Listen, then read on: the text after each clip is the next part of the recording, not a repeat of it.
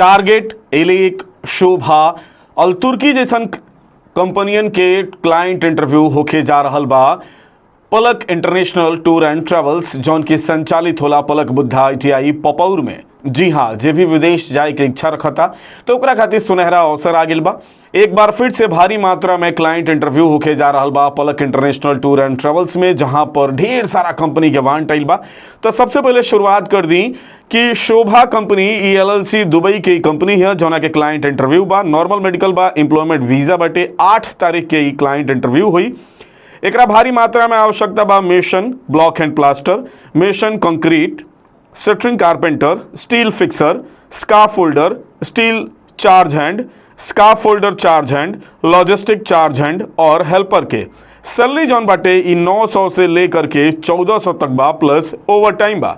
एज limit बा 21 से 42 साल। शोभा कंपनी की खास बात ई बा कि अपना एम्प्लॉय के पत्नी के खाता में हर महीना 2000 रुपया भेजेले और साथ ही बच्चन के पढ़ाई खातिर 10,000 रुपया सालाना देले।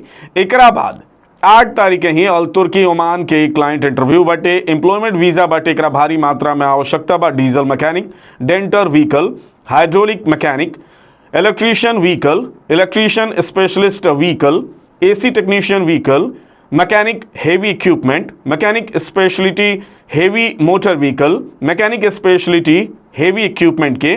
सैलरी जौन बा 90 से लेके 200 तक बा, प्लस ओवर टाइम बा। एज लिमिट बा 21 से 42 साल।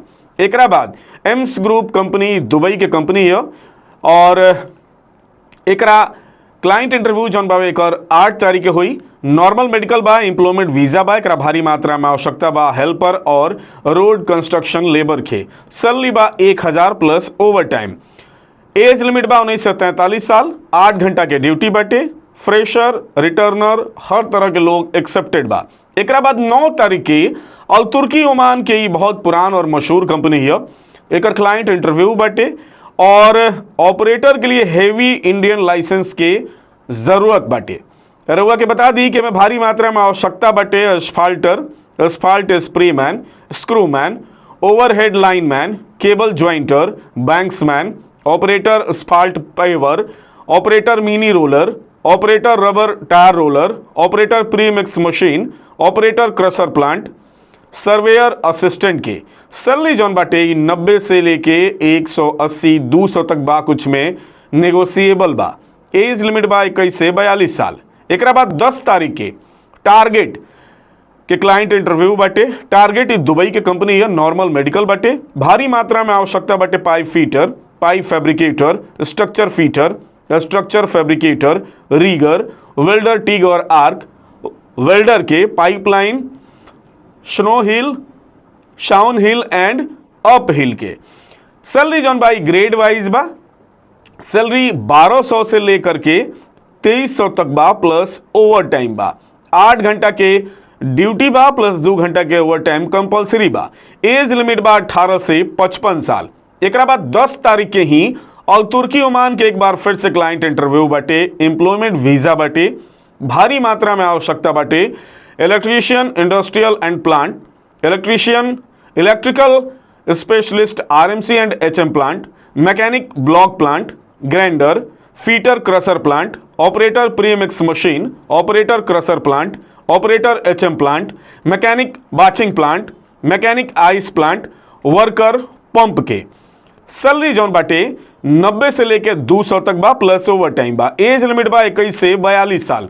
एकरा बाद 10 तारीख के ही एलेक इंजीनियरिंग कॉन्ट्रैक्टिंग कंपनी ई दुबई के कंपनी है, नॉर्मल मेडिकल बा, एम्प्लॉयमेंट वीजा बाटे। भारी मात्रा में आवश्यकता बा mason tiles, mason block and plaster, shuttering carpenter, mason charge hand, shuttering carpenter charge hand, assistant mason RCC shuttering carpenter और हेल्पर के। सैलरी जौन बा ई 700 से लेके 1300 तक बा, प्लस ओवर टाइम बा। एज लिमिट बा 18 से 55 साल।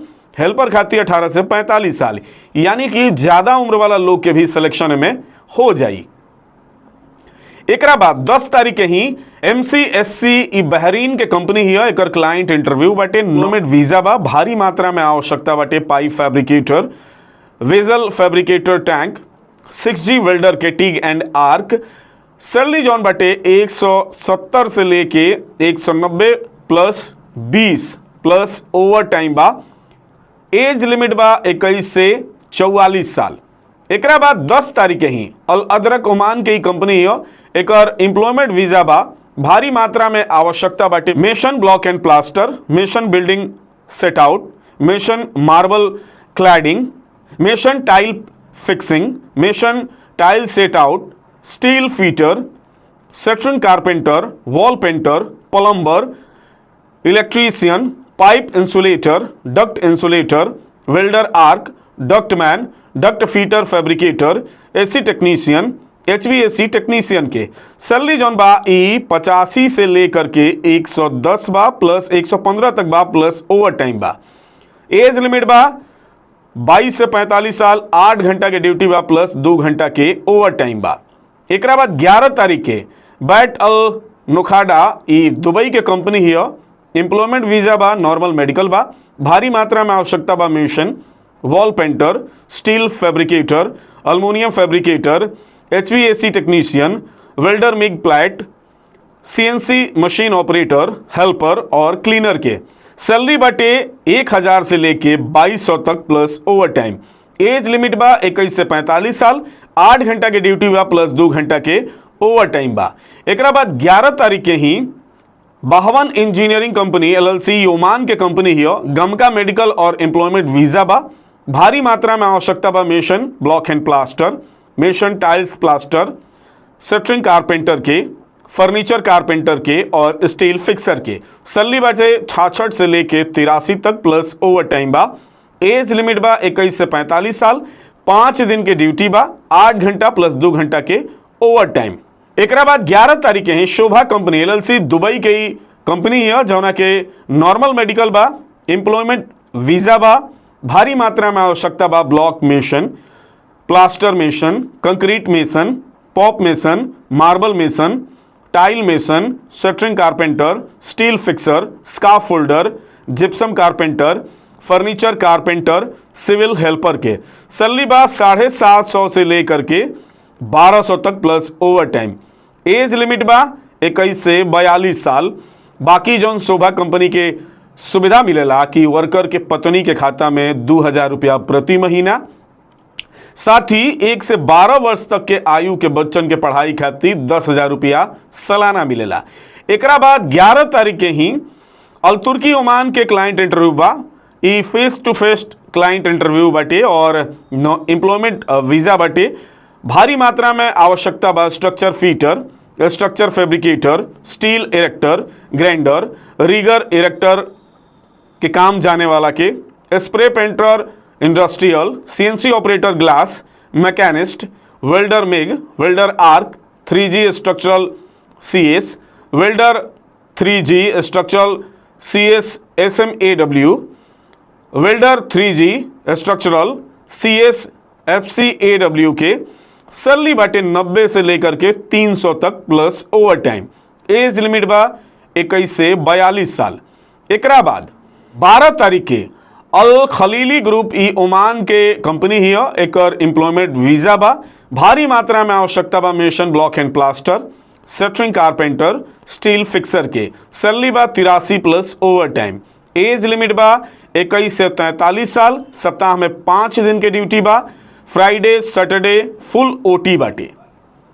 एकरा बाद 12 तारीख के ही अलनबा होल्डिंग LLC ओमान के कंपनी है, एकर एम्प्लॉयमेंट वीजा बाटे। भारी मात्रा में आवश्यकता बाटे electrician, plumber, mason tiles, mason block and plaster, steel fixer, shuttering carpenter, scaffolding worker, false ceiling work के सैलरी जौन बाटे ई 90 से लेकर के 100 तक प्लस 1950, 2 घंटा के fix over time plus extra OT बाटे।